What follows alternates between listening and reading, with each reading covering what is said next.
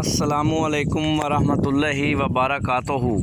अल्लाह तबारक व तआला दे सोहणे ते बाबरकत नाम तो शुरू करना जिहड़ा तमाम जहाना दा मालक है।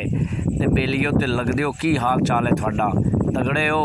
ते जनाब गल इंज है भी मैं अपनी ज़मीन अल्ले आया सी दरिया दे कंढे ते होया इस तरह है भी दरिया दे तकरीबन ना 3 ਤੋਂ 4 हिस्से हो गए ने। दरिया ਇਹ ਜਿਹੜੇ दिन ਹੁੰਦੇ ਨੇ ਨਾ, ਇਹਨਾਂ ਦਿਨਾਂ ਦੇ ਵਿੱਚ ਦਰਿਆ ਦੀਆਂ ਜਿਹੜੀਆਂ ਲਹਿਰਾਂ ਤੇ ਬਹਿਰਾਂ ਹੁੰਦੀਆਂ ਨੇ ਨਾ, ਦਰਿਆ ਬੜਾ ਫੁੱਲ ਅਰੂਜ ਤੇ ਹੁੰਦਾ ਹੈ, ਬੜਾ ਜੋਸ਼ ਵਿੱਚ ਹੁੰਦਾ ਹੈ, ਬੜਾ ਪਾਣੀ ਹੁੰਦਾ। ਉਹਦੀ ਵਜ੍ਹਾ ਕੀ ਹੈ ਕਿ ਇਹਨਾਂ ਦਿਨਾਂ ਦੇ ਵਿੱਚ ਬਾਰਿਸ਼ ਹੁੰਦੀ ਹੈ ਅਕਸਰ, ਤੇ ਬਾਰਿਸ਼ ਹੋਣ ਦੀ ਵਜ੍ਹਾ ਦੇ ਨਾਲ ਨਾ ਔਰ ਜਿਹੜੇ बर्फ़ है वह भी पिघलती है, क्योंकि गर्मी का मौसम होता है। तो गर्मी के मौसम की वजह तो बर्फ़ पिघलन की वजह तो और बारिशां होने की वजह तो पानी हो जाता ज़्यादा। तो जो पानी ज़्यादा हो जाता है ना, तो फिर वो दरिया के अंदर पानी आ जाता है। तो वो इस गर्मी के दिनों तो पहले तकरीबन जोड़ा है दरिया बिल्कुल ही खुशक होता है, सुक्का होता है।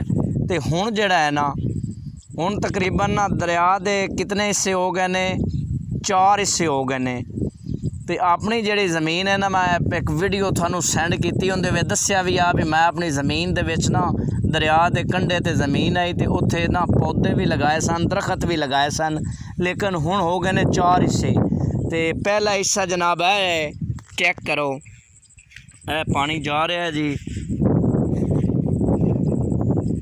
मैं दरिया के कंढे ते खलोता, तो अपनी जी ज़मीन है ना वो तकरीबन 2 बुड्ढा क्रॉस करके तो फिर पिछले सन आती है। तो उस तो अगे मजीद 2 बुड्ढा बनिया हुई ने, तकरीबन 4 बुड्ढा बनिया हुई ने। बुढ़ का मतलब ये होंदा है भी जिथों अगे पानी का गुजर होवे ना, पहले पानी चलता रहिंदा होवे तो फिर वो खुशक हो जाए, उन्होंने असी पंजाबी च बुढ़ आने हैं। ये जनाब दरिया के तकरीबन 4 हिस्से हो गए ने, तो जेडे 2 हिस्से ने उन्हां च पानी काफ़ी है, तो जेडे 2 हिस्से ने उन्हां च पानी घट है। तो दोस्ता कित्थों निक्का निक्का है थानू जनाब ना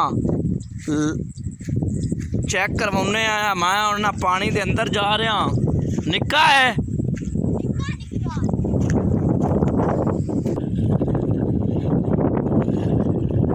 दोस्तों। है दरिया का ना पहला हिस्सा है, तो पहली पुट चलती पई है, अगे निक्का निक्का है। वेखी मेरे मोबाइल ना भेज बुझ जावन हैं।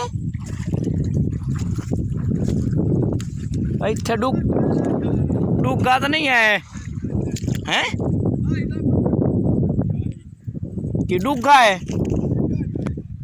तेरी खैर हो तो मुड़ वेठा ना वग जावा हैं। पट्ठे पुट्ठे वेखुआ हैं। जनाब ना दोस्तों गल वे सुनो भी है जनाब ना दरिया का पहला हिस्सा है, तो इनके अंदर ना इत्थे तो डूगा है। कर खबला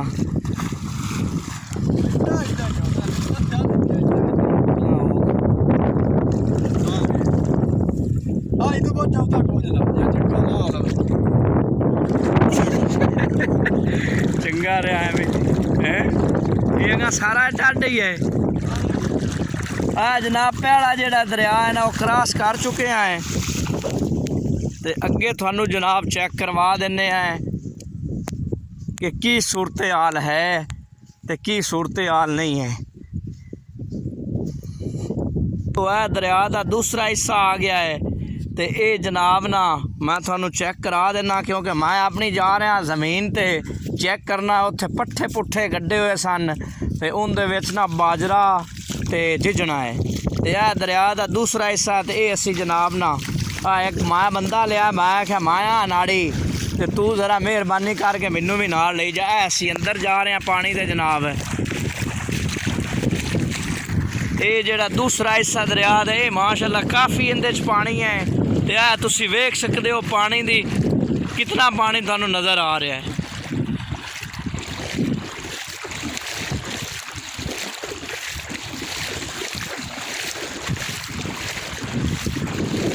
ਵੇਖੇ ਕਿਤੇ ਗੜੋਮ ਨੂੰ ਨਾ ਪਾਵੀਂ ਹੈਂ ਗੜੋਮ ਨੂੰ ਨਾ ਪਾਵੀਂ ਯਾਰ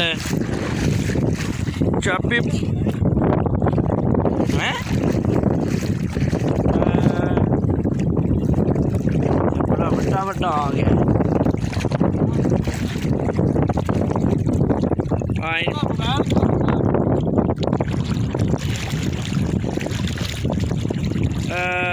ਤਾਂ ਬੜਾ ਮਸਲਾ ਬਣਿਆ ਹੈ ਲੈ ਗਿਓ ਪੁਰਾਣਾ ਲੈ ਗਿਓ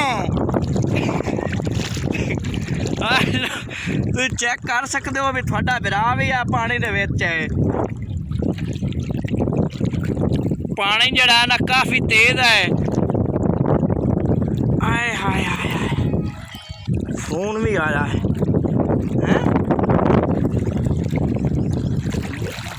माशाल्लाह माशाल्लाह माशाल्लाह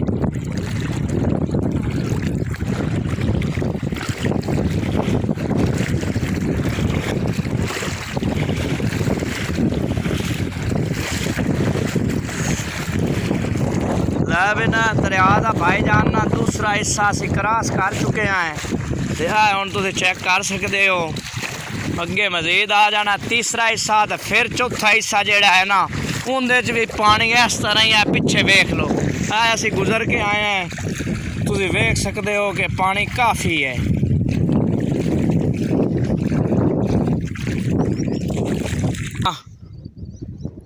बेलियां वाला दरिया का जोड़ा है ना तीसरा हिस्सा आ गया है तो तुम वेख सकते हो पिछला हिस्सा थानू मैं विखा रहा तो जनाब ना दरिया का तीसरा हिस्सा आ गया है तुम चेक कर सकते हो डूगे ना पावी यार